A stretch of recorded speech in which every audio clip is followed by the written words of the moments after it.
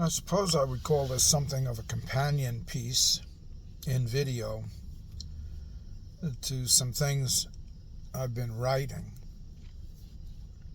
which are of no consequence unless the Lord shows you consequential.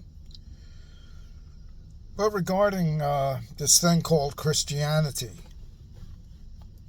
and how it has in some ways evolved even in the minds of believers as a real thing, as a thing of structure and eternal value, so to speak, and not just another one of the world's religions.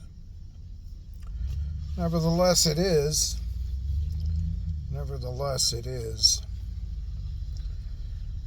And though from many who I would not deny are believers, even disciples to some extent, or whatever extent they are, it summons a defense.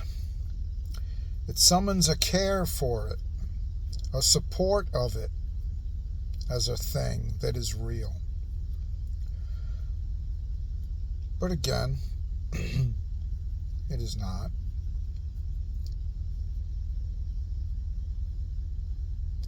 The manifest proofs of it have been many. And if you have had any length of time in the Lord, you have encountered them. And perhaps if you've had much intercourse with those of the world, or even those of other religions, you have found yourself in the curious place of having to defend, or caring to defend, this thing called Christianity, with its history, with its motions, with its actions, that are often rightly seen, even by the ungodly, as ungodly.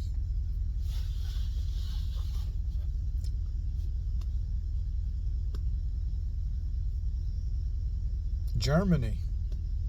But we need not look that far back. That's just low-hanging fruit. Germany as a Christian nation doing what it had done. A nation of Christians and Christianity doing what it had done, 70 years ago? But we needn't look that far back at all. So that's kind of low-hanging fruit, if I may. And it's not that I am trying to make a point or shame anyone, God forbid. But God would have us free. This thing that we have allowed hung over us, hung around us, having to make excuses for, having to delineate between the true Christian and the nominal Christian, the true Christianity versus some other form of Christianity that is bestial in manifestation. God help us. God help us.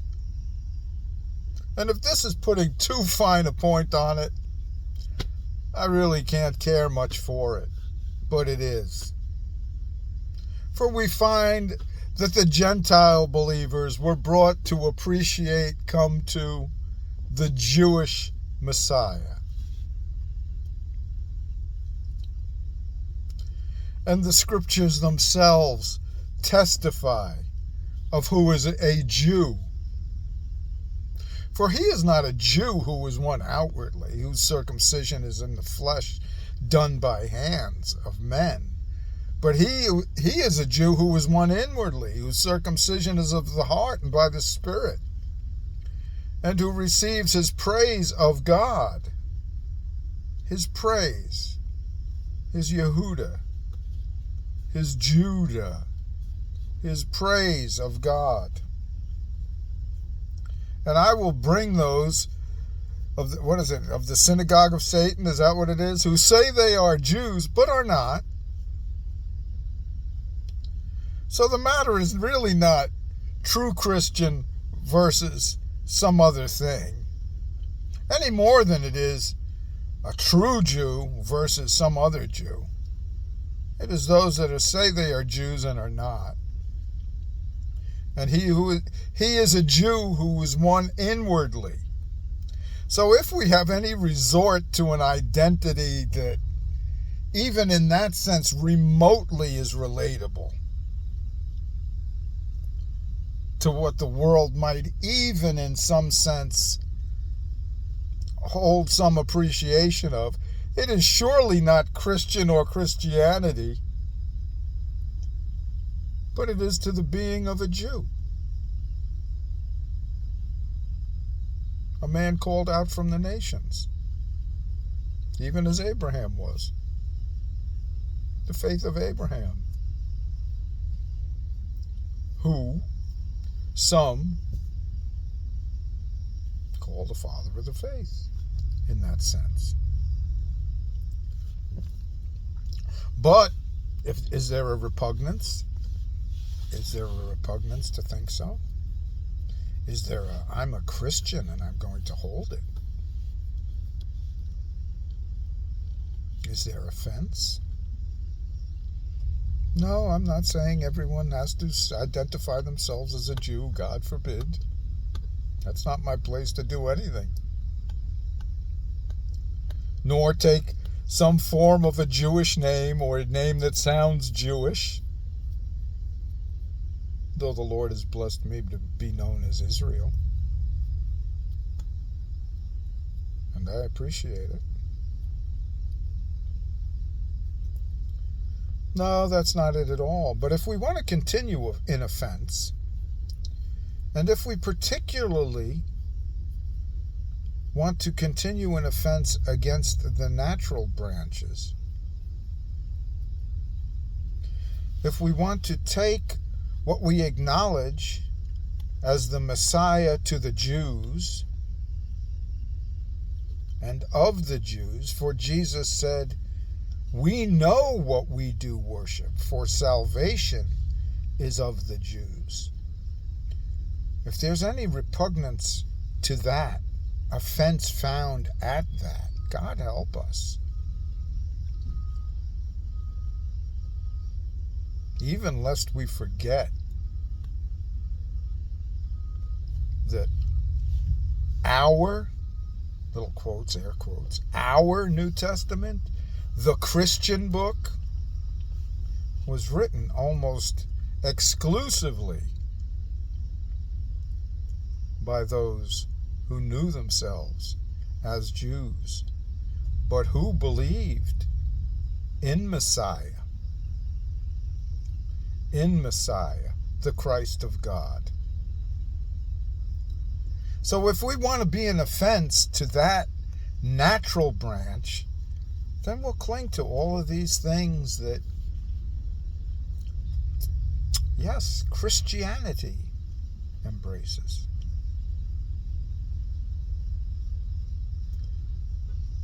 We love the Jewish Messiah, so to speak, but we disdain the Jewish festivals. We have our own. We now have a religion in opposition. And no wonder those that do and cherish it and hold to it and embrace it find such fierce resistance and are even nonplussed by it. And even, to put a fine point upon it, in embracing, uncaring of being an offense to those natural branches,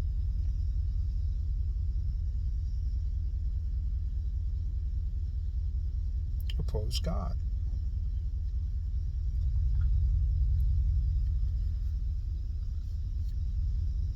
So lest we boast over the natural branches, though we be born by the root,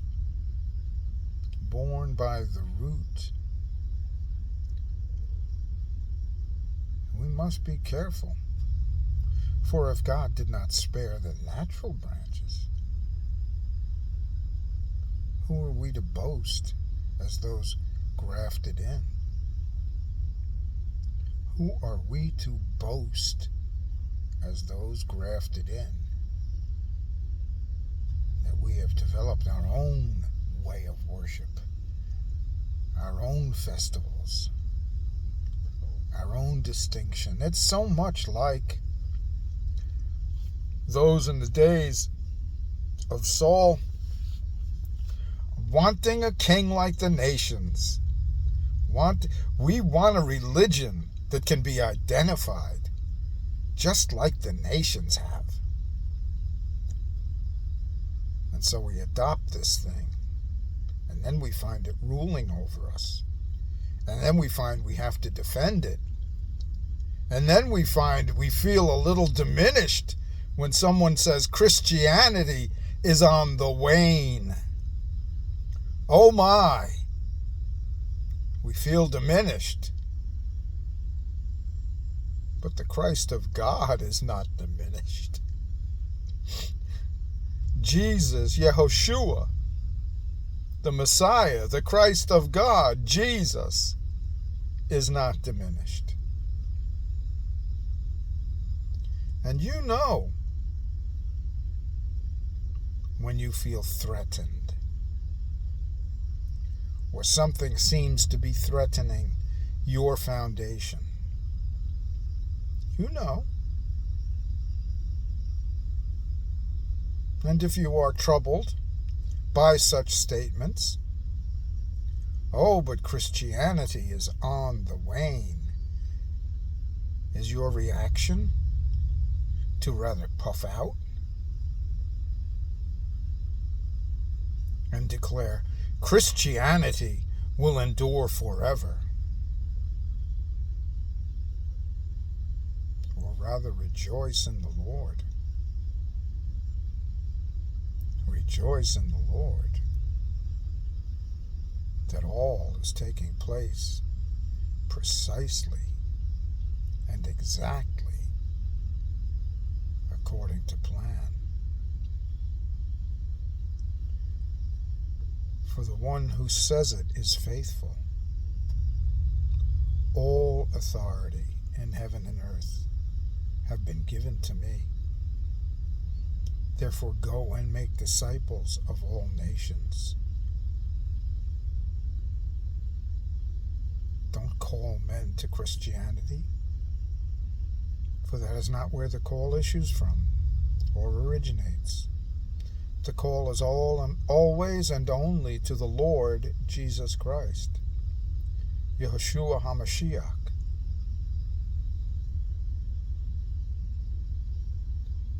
And the call is not even to be a Christian. The call is always and only to him as his disciple, that the world cannot know, because the world has not known him. Be well.